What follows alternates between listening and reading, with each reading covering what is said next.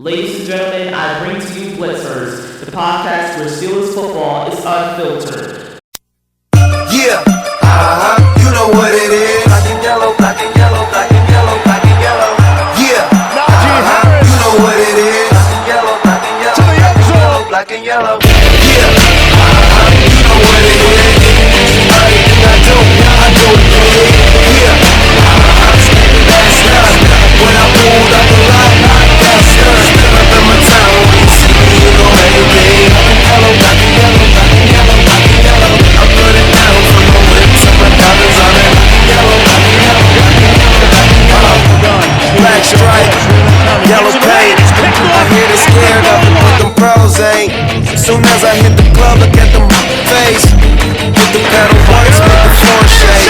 Sway inside, my engine roaring. It's the big boy, you know what I paid for it. And I got the pedal to the metal. Got you out here drinking game, I'm ballin' out on every level. Hear them haters talk, but there's nothing you can tell them. Just made $1 million, got another million on my schedule. Roll on for 'em, boy, I'm breaking hearts. No keys, push to start. Yeah, you know what it is. Everything I do it big. Yeah, that's not when I pulled up the lot. That's not step up in my town. When you see me, you know everything. Yellow, black and yellow, black and yellow, black and yellow. I put it down from the whips and my diamonds on it.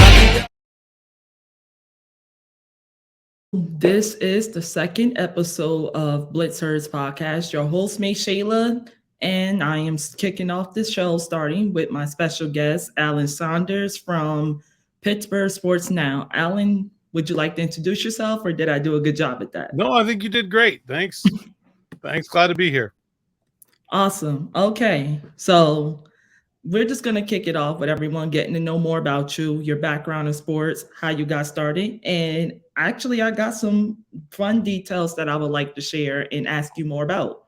Okay. So you pretty much got your big break, if my information is correct, as a freelance sports writer for the Associated Press. How did you get started with that? How did that, work out for you in the end? Yeah, I started freelancing for the AP in 2016. I'm not sure that was my big break, but if you say so, I'll take it. I got that opportunity thanks to Will Graves, who's the AP sports writer here in Pittsburgh. And, I was between jobs, and Will reached out to me and said, hey, I think we've got some work for you. I think you do a good job.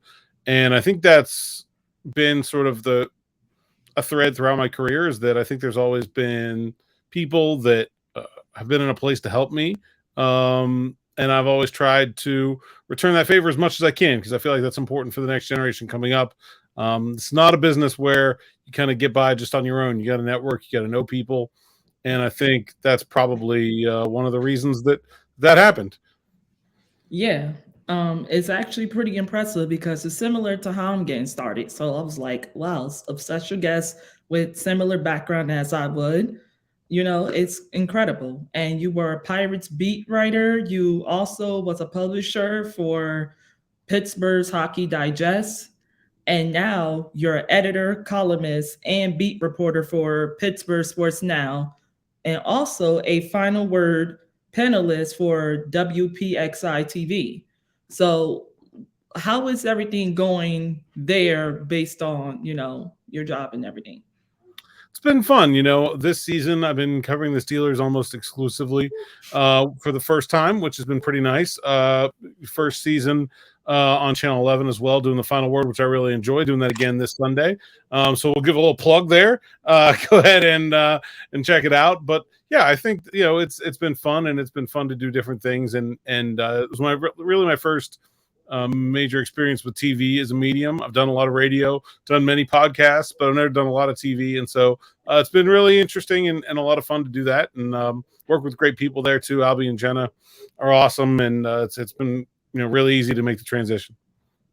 Yeah. So speaking of Pittsburgh Sports Now, is there anything that might be coming that us fans who, for example, would like to our fans of the Steelers should expect as new season? More people might be joining the network, might not be.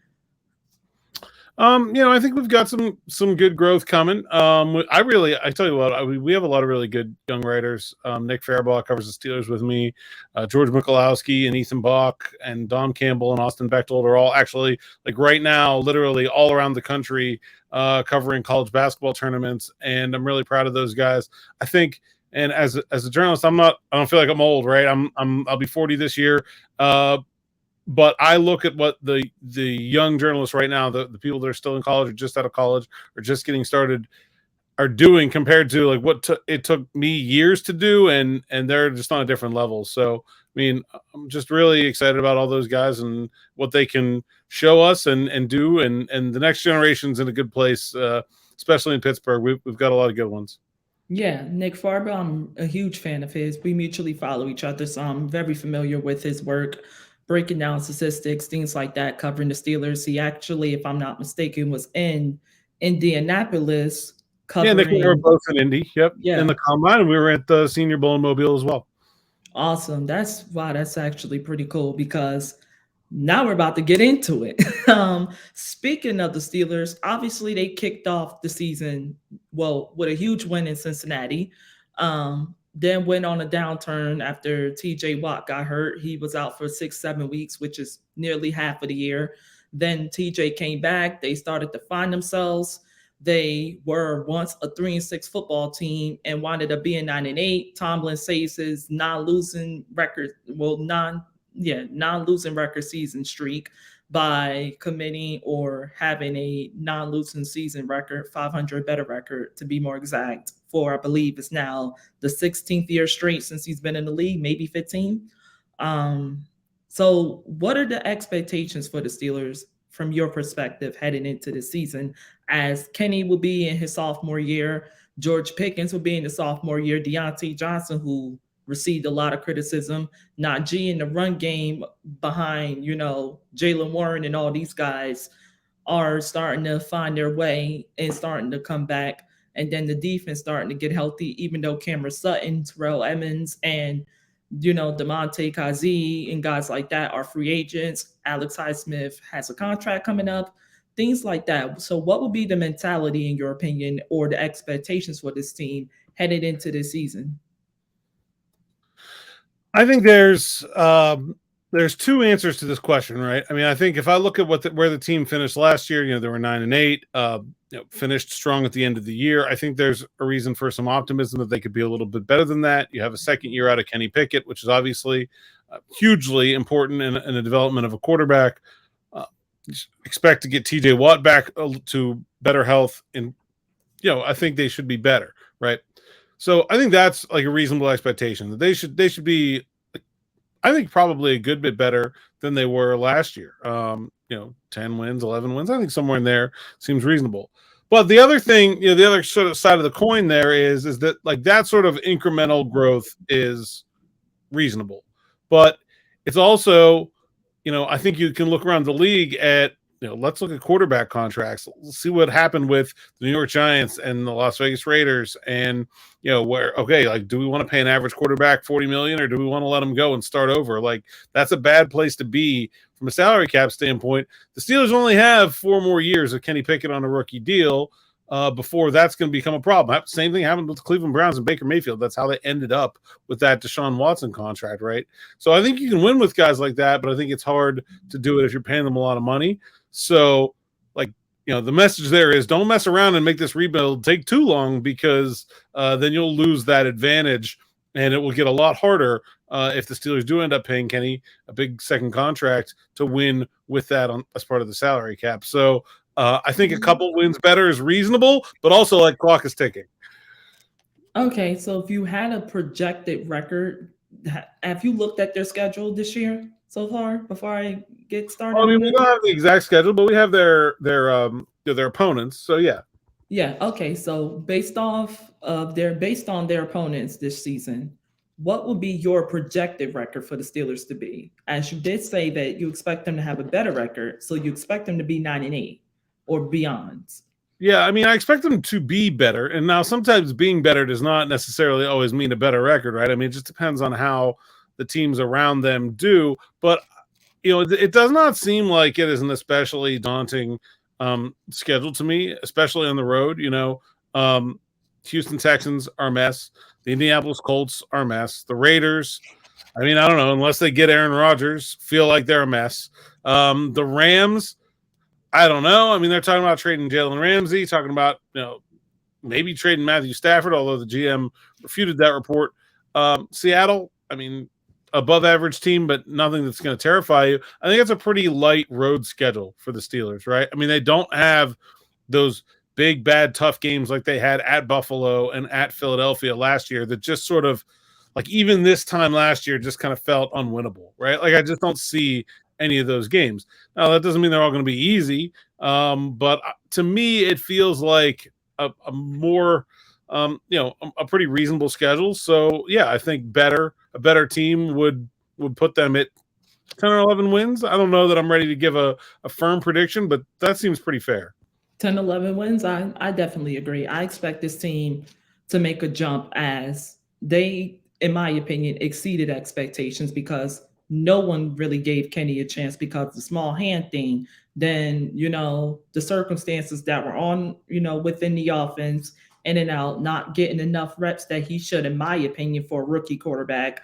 Then the Mitchell Trubisky controversy, it was just a lot going on. And then this has all happened in less than a year after losing a future Hall of Fame QB like Ben Roethlisberger. So the fact that Mike Tomlin even finished 500 or let it know above 500, it's incredible. And that clearly speaks volumes to me about his coaching to all the still fire Tomlin crew, which I don't get why you would fire a coach who went 500 better not once but twice already within the past 5 years without Big Ben in the center, who many people would use as a pawn, in my opinion, to discredit Tomlin and his abilities to coach a team up to win football games or at least keep them competitive, even when they're not supposed to be. But you did mention that the Steelers shouldn't waste time in a rebuild mode. I 100% agree with you because TJ Watt is entering his sixth season. Minka Fitzpatrick, this will be his fifth, sixth year as well. And these are the two best defensive players, in my opinion, since James Harrison and Troy Polamalu.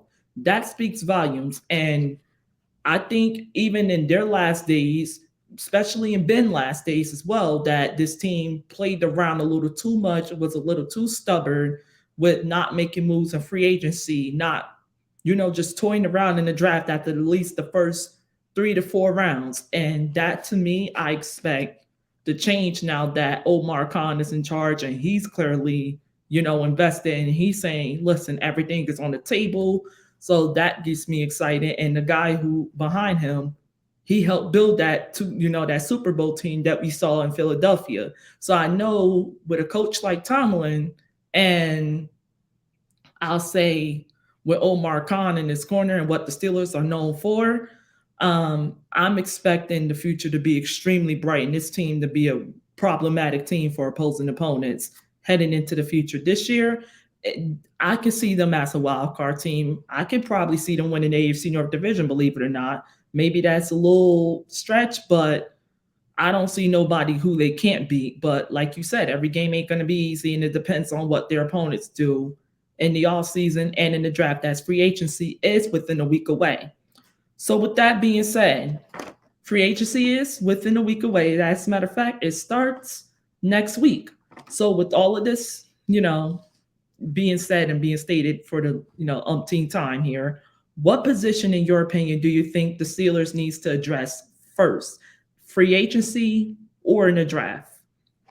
I think the first thing for me for free agency is probably linebacker. I think it's the place where they have the least returning talent. Rob Spillane's a free agent. Devin Bush is a free agent. Even Marcus Allen is a free agent. Mark Robinson barely played last year. Then you just kind of have Miles Jack, who, I don't know, could be a guy that gets cut for salary cap reasons. Very little there to feel really good about. I think that's probably a place where I would look to free agency just because I don't think it's a very deep linebacker class this year. And I don't think it lines up very well with where the Steelers draft. They maybe could sign someone and draft someone, but I think as far as trying to pick someone to be a walk-in starter, I just don't see that happening. So I think that's a place where they almost certainly have to address in free agency. The other one of those to me is defensive tackle. there are defensive tackles that they could get as sort of a plug and play starter. A guy like Brian Brzee from Clemson or Luke Van Ness from Iowa, Kalaji Cansey from Pitt, maybe that could be like kind of walk in day one starters on the defensive line. But for me, I think more likely that they take care of that position in free agency, come up with somebody that they can put in that spot, and then the secondary.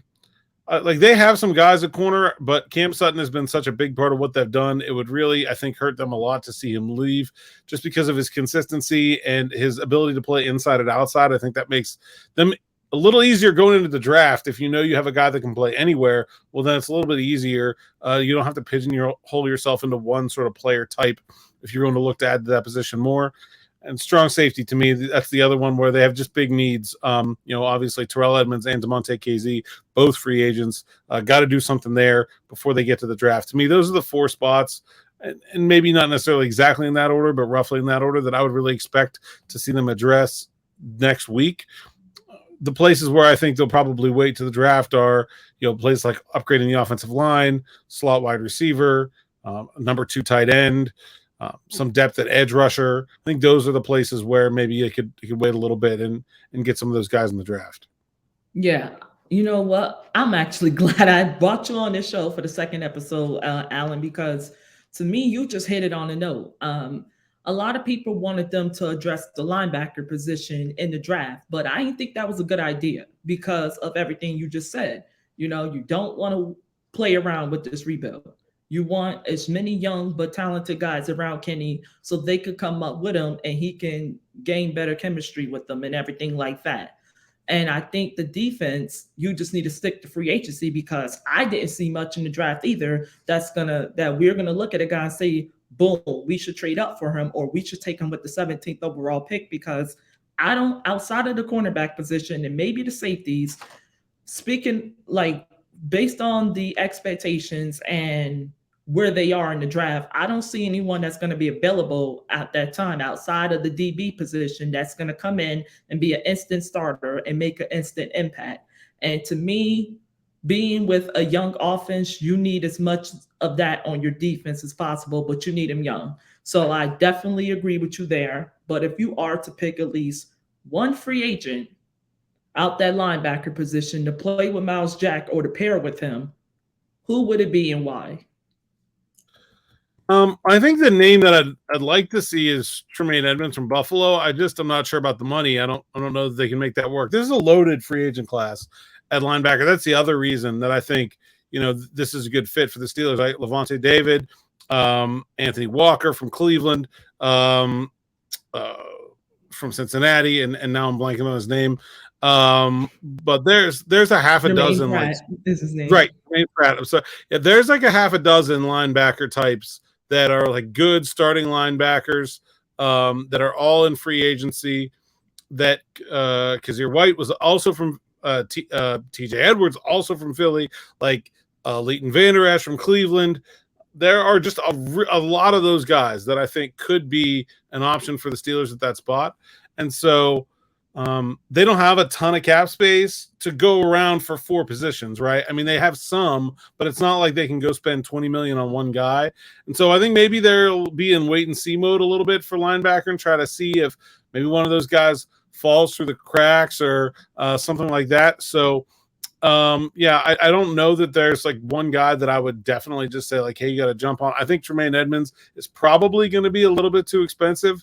I think maybe a guy like Pratt actually seems to, or maybe TJ Edwards. Those are the kind of like not the top group of guys, right? That sort of second tier. Maybe they'll fall through that first couple days of free agency, be able to get them at a little bit less of a contract. I think that's probably more where they're going to look at this position. I would be a little bit surprised if they went out and just spent a whole lot of money to get Tremaine Edmonds, but he is certainly a very good player and be fun to watch him play with his brother if they could get them both, but I'm not sure if they have the money to make that work. Yeah, it would be incredible. But because to me, you can't bring one Edmonds and not bring the other. I think, in my opinion, that they're both looking to play with each other within their next steps in their career. So in order for that to work, to me, you will have to bring both. I wouldn't mind Terrell Edmonds coming back because I think, sometimes we have our question marks about him in coverage, but He's pretty solid. I don't see really any other safety out here in free agency that's going to be that much better outside of Jordan Poyer from the Buffalo Bills. Maybe you can argue Jesse Bates, who is now a free agent from Cincinnati, but I don't see them bringing him in after paying Mika Fitzpatrick all that money. And Moving like obviously, Jordan he's going Poyer, to right? want Like around that, that. yeah, there are a couple of high price safeties out there, but I think Terrell Edmonds coming back seems pretty likely to me. Most likely because he already knows the system. He's most likely going to be the cheapest out there. No, not saying that he should be, but based on the marketing, then it balances, and based on what they're going to be looking for, what each client is going to be looking for. You can't pay them all Minka Fitzpatrick money, and I think the other out of all three safeties that we named, I think the other two will be looking for just that or somewhere around that, and with all their needs. Obviously, Alex Highsmith being a priority, which I really think they should take care of as soon as possible because we need him and TJ Watt together as long as possible. I just don't see no one else but him unless they're going to draft one. But moving on, if all three are on the board to you for this position, so obviously the top three positions that been talked about a lot with the Steelers is defensive tackle, defensive lineman, offensive lineman, and well, another position, which is the cornerback.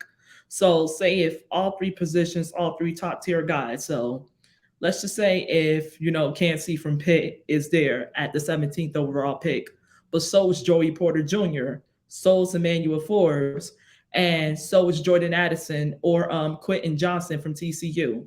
If you are the Steelers and all of them are available on the board at the 17th overall pick, who do you think they should draft first, in your opinion? Hmm.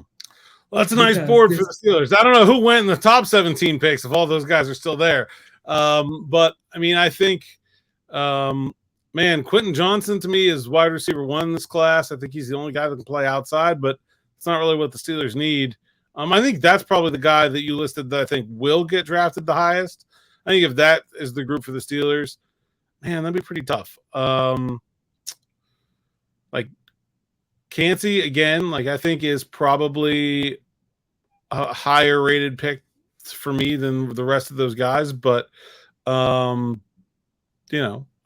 don't know that he fits exactly what the Steelers are looking for either. He's more of like a penetrating defensive tackle. Steelers want guys that can stand there and take double teams and hold up against the run. It's not really his game. Man, I don't know. I think if that's the board, I'd trade down because I'm getting a good player no matter what. I think that's probably the right answer there. But I think I'd be hard pressed to turn down Jordan Addison at 17. I think he's a really good player. I think he fits exactly what the Steelers need in a slot receiver. I think Joey Porter Jr. is a really good pick for them too. One of those two. I think, but I really would think I would trade down if I had all that to pick from. yeah.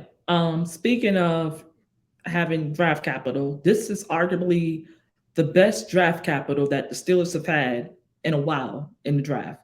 They, technically got two first round draft picks with the 32nd pick overall after trading Chase Claypool. I believe it was mid-season to Chicago. The Bears stunk it up, so that created high capital for the Steelers. But because the Dolphins situation, there was only 31 picks in the first round this year, which kind of sucks for us because we just love to get two first rounds.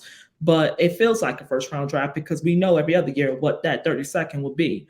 So obviously you say, you would take Jordan Addison or Joey Porter with the 17th overall pick if both are available. But there's another big name that's been highlighted in a lot of Steelers mock drafts, including mine that I haven't finished creating yet because things can change, which is Osiris Torrance from University of Florida. So where would you take him in the draft if you are the Steelers and he was on the board? Would you take him with the 32nd overall pick or would you take him with the 44th? I'd take him at 32. I'd take him before 32, but maybe not at 17, right? Like if there's a trade back or up scenario for the Steelers, I think he makes sense in the late 20s, somewhere in there. But certainly if he's there at 30, 32, I think that makes a lot of sense. I think he's a really good player, is a clear upgraded guard over what they have. And so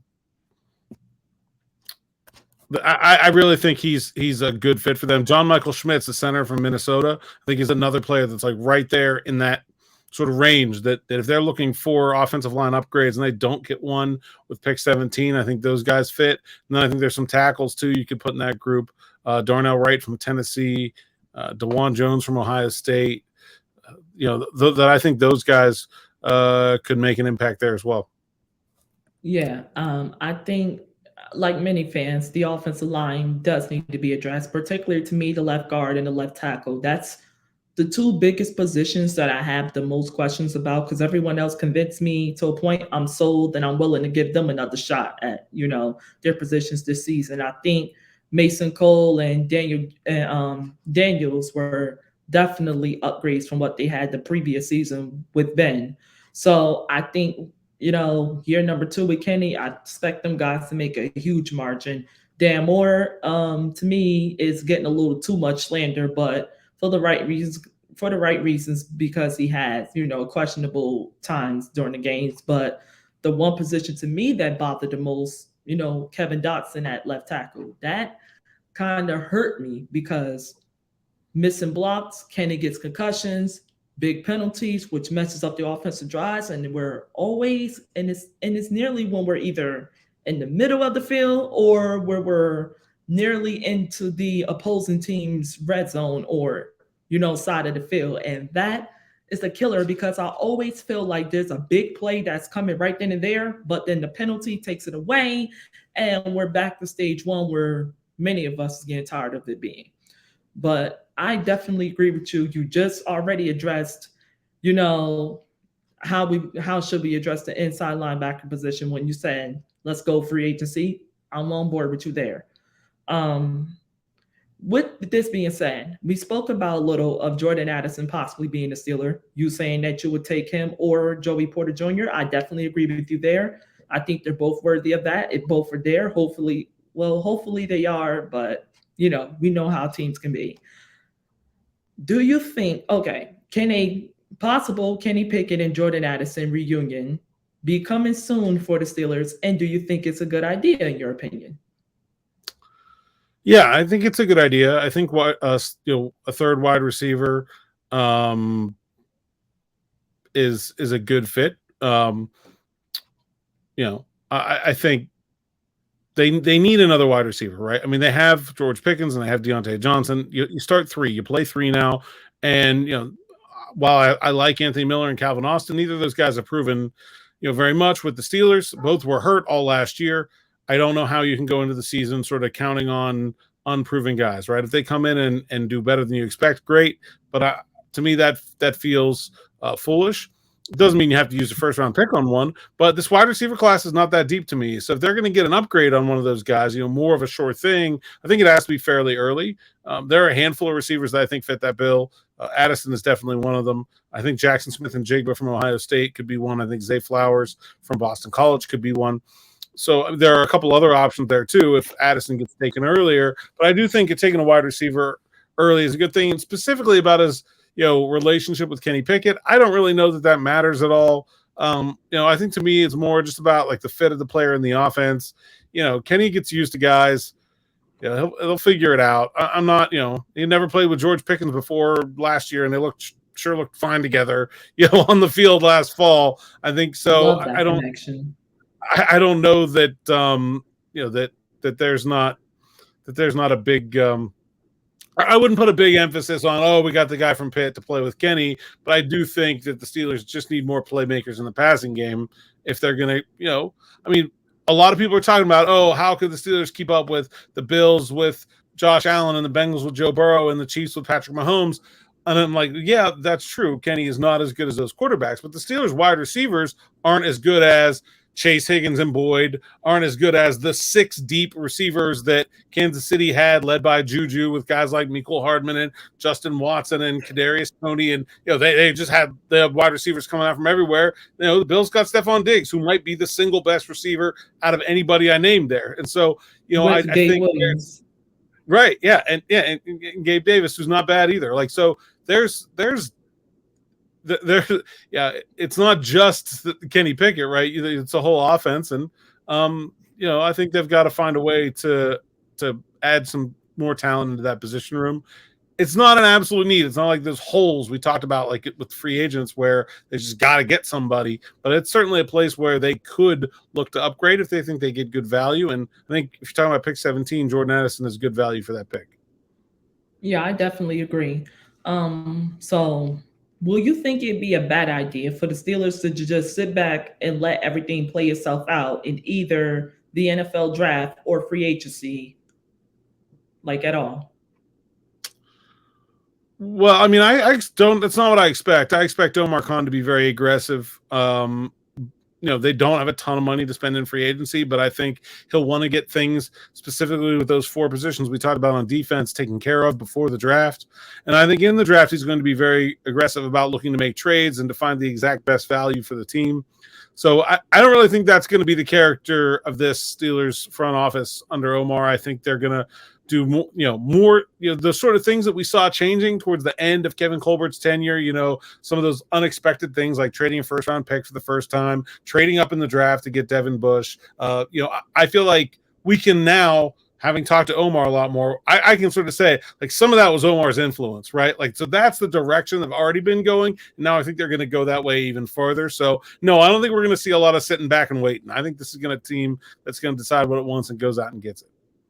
Yeah, you know what? I'm actually, something's telling me to be more excited for this year's free agency and this year's draft than I was the previous years, even though I feel like we did get some couple of good draft picks in the late rounds, like the Cameron Haywards in 2010, like the TJ Watts, like the Terrell Edmonds, and many others like that. But you're not always going to get that lucky because teams are going to get tired of you getting your just sitting back, and then some of the best players is falling in the hands of you, like the Kenny Pickett, the George Pickens, the Pat Farmers. It's like, did we really pass on these guys and let them go to this coach out of all people who can coach the most mediocre players up to a 9-8 record season and into relevancy in the league? So just imagine what they can do if you keep giving them the best of the best talents.